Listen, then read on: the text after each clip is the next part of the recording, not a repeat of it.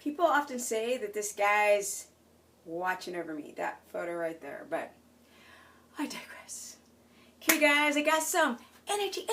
Remember in those first videos when I used to do that? I still got it. But people are like, get to this point. So let's get right onto it. Let's talk about ketogenesis. Yes, how to be ketotic. So, is the ketogenic diet dangerous? Well, I was working with a woman today who said, Stephanie, people are telling me that you cannot do keto longer than 6 weeks or it is dangerous. And I said, I must be a ghost then. Or a zombie. Because I've been in ketosis for 5 years and counting with no refeeds at the age of 47. And even though I'm dealing with diffuse light, I've been able to maintain a low body fat and build a lot of muscle. Whole hell of a lot of muscle. Being ketotic. But let's get right onto it. So what are people's concerns? Well, they're concerned about your red blood cells. Because your brain can use ketones and beta-hydroxybutyrate. But your actual red blood cells are the only things in your body that actually needs glucose. So people become afraid of their thyroid. But what people don't understand really, and they have this kind of like fuzzy concept that we create glucose without eating one drop. And so you hear me say quite often, gluconeogenesis. This is the breakdown of amino acids in your body and then convert it into glucose to raise blood glucose levels back up to either put you in a very... Run from a line! Run! Go real fast! Jump from a car! Or to feed your red blood cells. Or you're hypoglycemic. You got too much cortisol. Your glycogen levels are too low.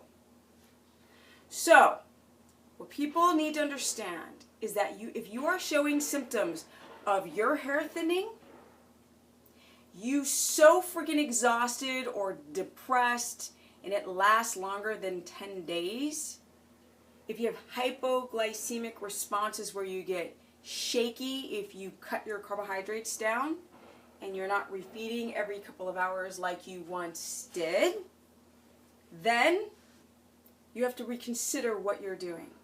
The problem is that there's like 20,000 message boards, and I said when I was outside of Trader Joe's, everybody thinks they're a damn keto expert. Even me. But the reality is, you have to use your own sensibility to gather as much information as possible and make your own decision from there, because there's a lot of us talking heads out there. They're like, do this, do that, educate yourself. That's how you do it. So now we understand that if your thyroid is needing glucose, we can produce glucose and enough glucose through the breakdown of our amino acids. That's done with. Now, does keto affect hypothyroidism, Hashimoto's, diabetes, cancer, heart disease? Let's start with the Hashis and the hypothyroidism. So a lot of people have a difficult time with different aspects of their thyroid. They might have a difficulty with their inactive T4 to T3 conversion of their thyroid hormone. They might have too much free T3 in the blood that's not actually getting into the cell. Their TPO antibodies might be too elevated. They might have too much homocysteine. They may not get enough rest. They may have leaky gut, which is contributing to their thyroid disease. You may not be getting enough iodine. You might have adrenal overload because guess there's no such thing as fatigue because it's very kind of like a blanket statement. It's more like the adrenals become overtaxed. They don't function properly. And so the adrenals in some aspects are the center of the planet because they keep you in that energized state when your gas tank. So here's the thing, guys. What the hell does food do?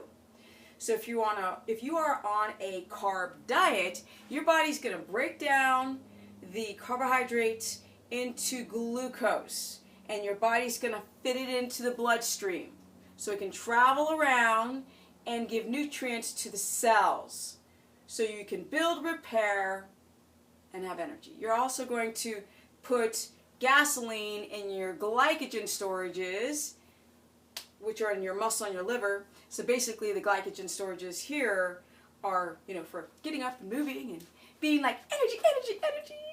And then your liver is going to give you the little blah, blah. So a woman I spoke to today said, Stephanie, my trainer, and I was like, oh boy, oh jeez, your trainer. I mean, seriously, I've been a trainer, so I have a right to laugh. Your trainer is going to tell you that after 6 weeks, your brain is going to die, which is what he told her, because she didn't have enough glycogen storages or blood sugar to fuel the brain. So after 6 weeks, you're going to die, which is why I'm probably a ghost. Not true. I said, tell your trainer, what did our hunter-gatherer ancestors do when nothing was growing for 9 to 10 months out of the entire year? We didn't have crops and modified foods and hybridized foods when we were hunter-gatherers. We just ate what was there. Which is the reason why I often talk a lot about the show Naked and Afraid. Really cool show on the Discovery Channel.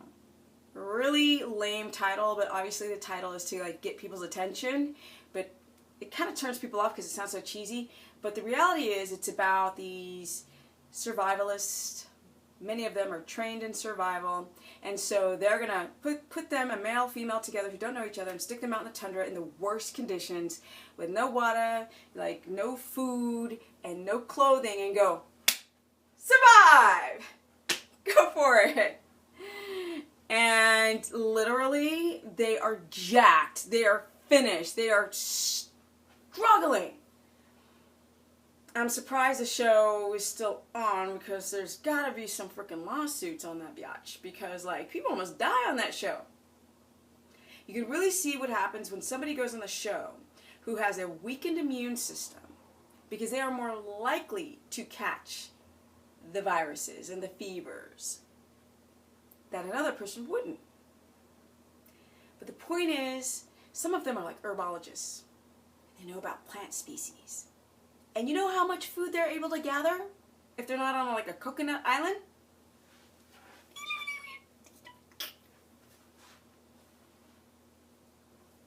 Yeah, really hard to get to plant source foods in abundance, especially if you arrive when things are out of season or where you are on the planet if things even grow in that climate that are non-toxic because so many of the plants are poisonous.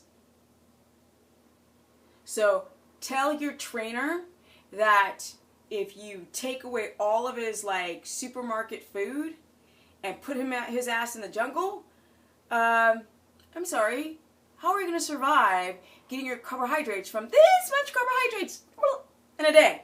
I'm just saying. So they hunted, right? It's my hunter hands. They hunted and they ate the fattiest bits of the animal. They ate the brain, the eyes, the tongue.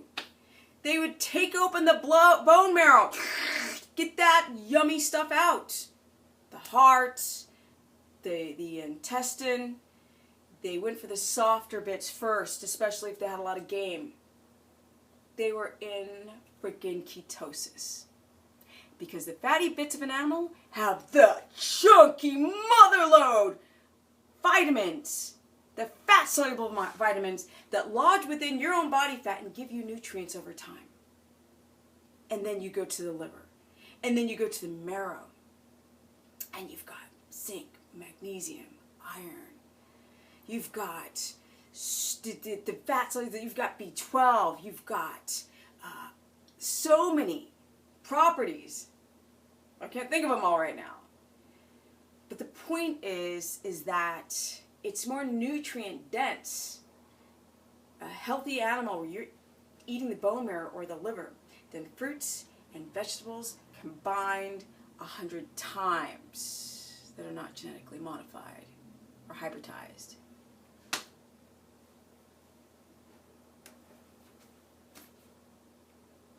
Tell your trainer that. Okay guys, so let's move on. Is it dangerous? Being in a state of ketosis is not dangerous. It is the most awe-healing thing you could ever do to your body. And this is the new generation of people learning about ketogenesis. They're learning.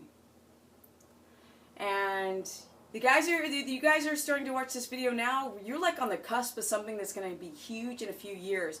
People are like, eat your oatmeal. What nutrition is in oatmeal? Fiber? Like I said in another video, put an oat grain and a piece of broccoli and you tell me which one has the darn fiber. I'm just saying.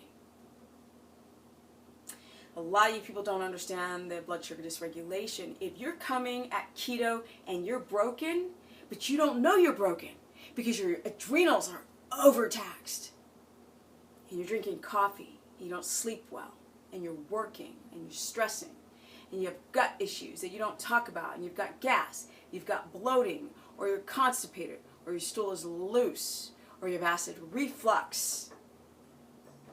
This is you guys out there. If you're coming at keto metabolically damaged, then when you do the ketogenic non-BS lifestyle, yeah, you're going to freaking create more of an issue because you're having a blood sugar dysregulation problem, and most of us, we have blood sugar dysregulation, our hormones are hijacked, our systems aren't working properly, but you can get through your day on Tums. Bad menstrual cycle, take the pill. You got a little ache and pain, take some little NSAIDs and the freaking ibuprofen, Advil.